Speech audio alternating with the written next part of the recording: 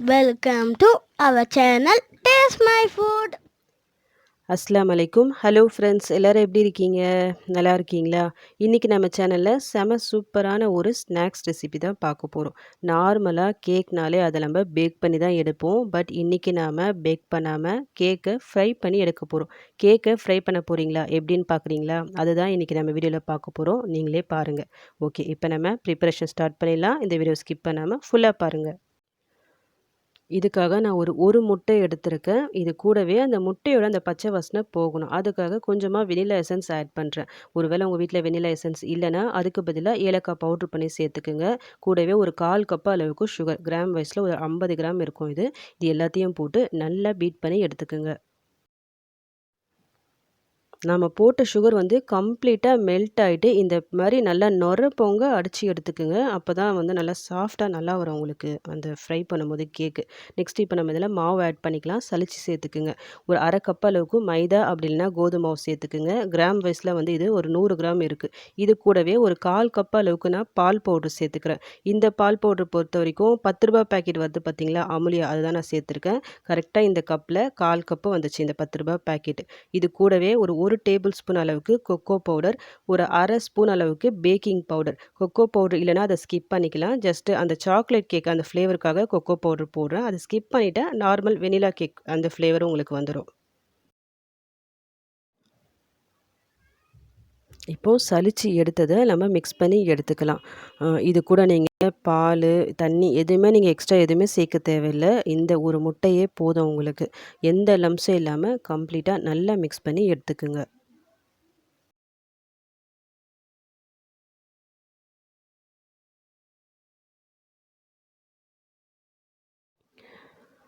இந்த ஸ்நாக்ஸ் வந்து நம்ம ரொம்ப குயிக்காக ரெடி பண்ணிடலாம். இது செய்யறதுக்கு ஜஸ்ட் ஒரு 10 மினிட்ஸ் தான் உங்களுக்கு டைம் எடுக்கும். சட்டுன்னு ரெடி பண்ணிடலாம். டேஸ்ட்டும் ரொம்பவே நல்லாயிருக்கும். இப்போ இது எல்லாமே நல்லா மிக்ஸ் பண்ணிவிட்டு, இப்போ ஃபைனலாக இதில் ஒரு 2 ஸ்பூன் அளவுக்கு எண்ணெய், நம்ம நார்மலாக யூஸ் பண்ணுவோம்ல சன்ஃப்ளவர் ஆயில், அதுதான் நான் யூஸ் பண்ணிக்கிறேன். அதையும் போட்டு மிக்ஸ் பண்ணிக்கிங்க. இப்போ இது எல்லாமே நல்லா கம்ப்ளீட்டாக மிக்ஸ் ஆகி வந்திருக்கு. அவ்வளோதான். இப்போ நம்மளுக்கு பேட்டர் ரெடி ஆகிடுச்சு. நெக்ஸ்ட்டு இதை எண்ணெயில் போட்டு ஃப்ரை பண்ணி எடுத்துடலாம். இது கையில் நீங்கள் அப்படியே எடுத்தால் கையில் கொஞ்சம் ஒட்டும். ஸோ கையில் கொஞ்சம் எண்ணெய் போட்டு நல்லா க்ரீஸ் பண்ணிவிட்டு, உங்களுக்கு சைஸ்க்கு ஏற்ற மாதிரி கொஞ்சமாக எடுத்து அப்படியே எண்ணெயில் போட்டுருங்க. இங்கே இந்த சைடு எண்ணெயும் நல்லா சூடாக இருக்குது. இதை நீங்கள் போடும்போது ஃப்ளேம் கம்ப்ளீட்டாக லோ ஃப்ளேமில் வச்சுக்கிங்க. கொஞ்சம் கூட அதிகமாக வைக்க வேணாம். ஏன்னா இதில் நம்ம கொக்கோ பவுட்ரு சேர்த்துருக்கோம். கொஞ்சம் ஃப்ளேம் ஹை ஆயிடுச்சுன்னா கூட அந்த அடியில் வந்து கலர் வந்து சேஞ்ச் ஆகிடும், உங்களுக்கு சீக்கிரமாக கலர் சேஞ்ச் ஆகிடும். ஸோ இது ஃபுல்லாகவே நீங்கள் லோ ஃப்ளேமில் வச்சே ஃப்ரை பண்ணிக்கிங்க. இது நீங்கள் எண்ணெயில் போட்ட கொஞ்சம் நேரத்துலேயே நல்லா கொஞ்சம் பெருசாகிட்டு நல்லா மேலே எழும்பி வரும். ஏன்னா இதில் நம்ம பேக்கிங் பவுட்ரு சேர்த்துருக்கோம்ல.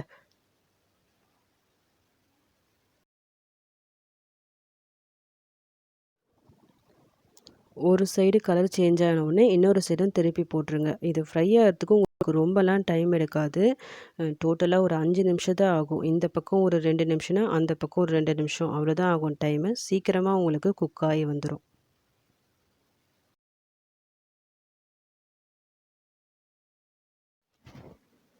ரெண்டு சைடும் நல்லா ப்ரௌன் கலராக சேஞ்ச் ஆகிட்டு இப்போ நம்மளுக்கு ஃப்ரைடு கேக் வந்து ரெடி ஆகிடுச்சு. அவ்வளோதான். இப்போ நம்ம இது எல்லாத்தையும் இந்த எண்ணெயிலேருந்து வெளியே எடுத்துடலாம்.